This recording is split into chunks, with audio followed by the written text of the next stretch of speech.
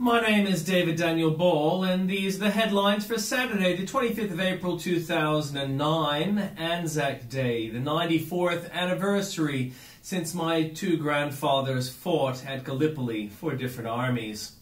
Lest we forget, thousands have paused for a minute's silence to remember those who died in defence of Australia at ANZAC Day services around the country. RUDD to announce huge military build-up. It's okay, we won't have to pay for it during this term. Aboriginal diggers commemorate ANZAC Day. Fiery paramedic makes off-duty rescue. New Orleans levy not strong enough. 2 suicide bombers kill 66 in Baghdad. Mexico shuts schools over deadly flu. And in comments, misery of China shouldn't be replicated here. The green one-child policy being proposed for Australia isn't just offensive to Catholics, it's offensive to everyone, according to Chris Smith. And also according to Chris Smith, ANZAC Day is time to remember a forgotten hero. The name Thomas William Glasgow may not mean a lot to most Australians, but it should. Mate by Tim Blair. It's been removed from YouTube, but we've got the tape. A man who filmed 2 teenagers on his phone after they allegedly robbed a house was attacked by the pair before they stole his mobile and posted the footage on the internet. The man had warned the pair that he just recorded them and was taking the footage to police before they sprinted across the road and attacked him. Then they posted the footage on YouTube entitled, "In Greenacre, Aussie Guy Gets Hit for Recording Josh and Hamad Rolling a House." Running at 18 seconds and viewed 780 times, it shows 2 young men running out of a house bare-chested and with t-shirts over their head before slowing to a brisk walk down the street. The man then calls out in broad Australian accent, "Hey mate, this is going to the police, mate, I've got you on video." That may have been a poor decision. 1 room, 8 rooms. In Sydney, worshippers at one of the state's largest hospital chapels have been ordered to get rid of crucifixes and Bibles and pull down religious pictures and symbols for fear of offending other religions. In Melbourne, Professor Kirk said the Royal Melbourne Institute of Technology provided separate Muslim prayer rooms for men and women at 4 locations comprising 8 rooms. Man versus woman. Sally Warhoft, a friend of Tim Blair's, quits her job at the Monthly, apparently over dispute with academic powerhouse superbrain Robert Mann. The magazine's publisher, Maury Schwartz, issued a terse statement late yesterday declaring that, as of today, Sally Warhoft is no longer editor of the Monthly. Sally and the Monthly editorial board had different visions of the future of the magazine. Industry sources say Professor Mann, who chairs the magazine's editorial board, had sought to increase his influence over the content of the publication since mid-last year. "Bring on the saving. It occurs to me," writes Mark Stein, "that the best chance of saving the U.S. newspaper industry would be if the New York Times collapsed. 10 points is kind of excessive. Your instructions to the Tata Nano online driving game lately attracting 1.2 million players. Drive successfully through all 3 exciting levels to win the game. Give sumo wrestler a lift and way through the busy city. Avoid knocking the pedestrians, else you lose 10 points. Avoid running into manholes or incoming traffic. These are basically the driving rules I observe every day. I recommend them. Ditch carp of democracy, a highlight from P.J. O'Rourke's Sydney speech. America has wound up with a charming leftist as a president. And this scares me. This scares me not because I hate leftists. I don't. I have many charming leftist friends. They're lovely people, as long as they keep their nose out of things they don't understand, such as making a living. When charming leftists stick their nose into things they don't understand, they become ratchet-jawed purveyors of monkey doodle and baked wind. They are piddlers upon merit, beggars at the door of accomplishment, thieves of livelihood, envy-coddling tax lice, applauding themselves for giving away other people's money.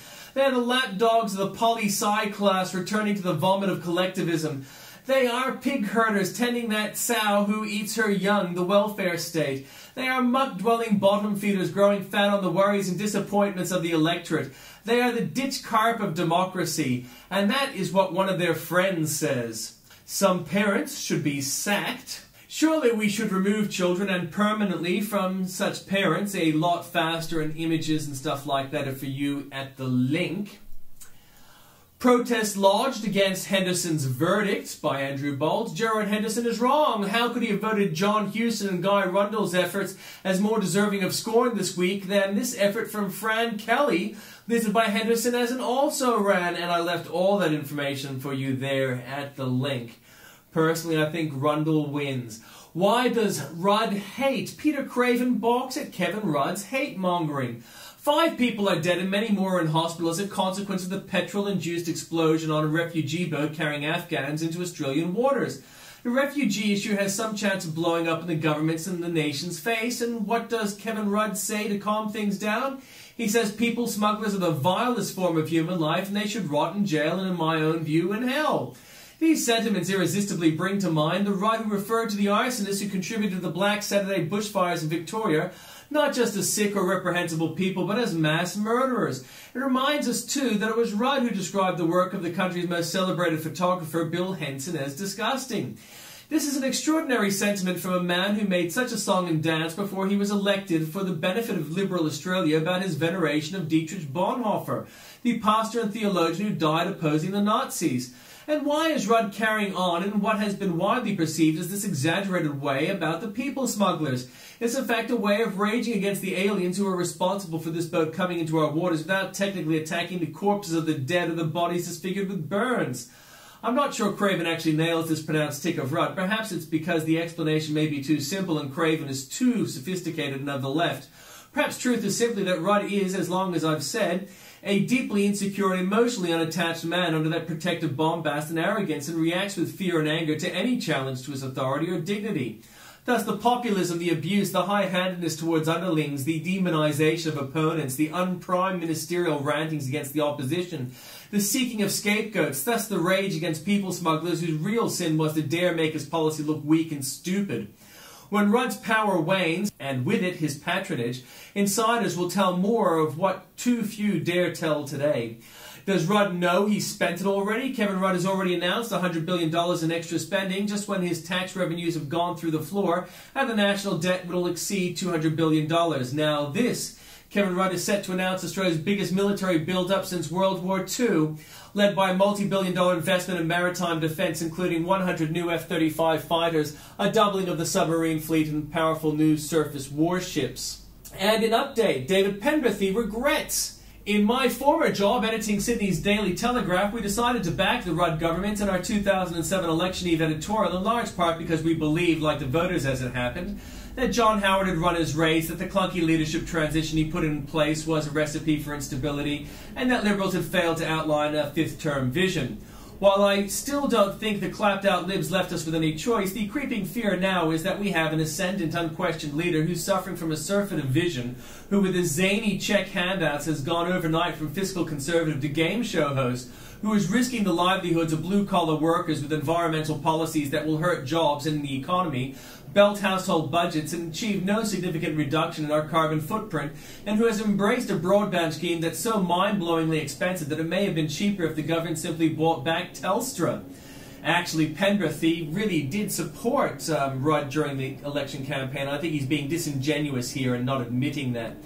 Appeal to a closet skeptic. Number 1, Resources Minister Martin Ferguson. You've been identified by colleagues and friends as a skeptic, someone who accepts there's no proof man is warming the world dangerously. It is your public duty to now say so before the global warming fear-mongering costs Australia more jobs, dollars and cents. Why won't you? Warming predictions preferred to cold facts. Robbing Peter to pay Kevin. Mar versus asylum seeker, who'd best know. Memo to Rudd, no more cash. Obama's words, no longer enough. And from Bill O'Reilly, will General Electric get paid for supporting President Obama?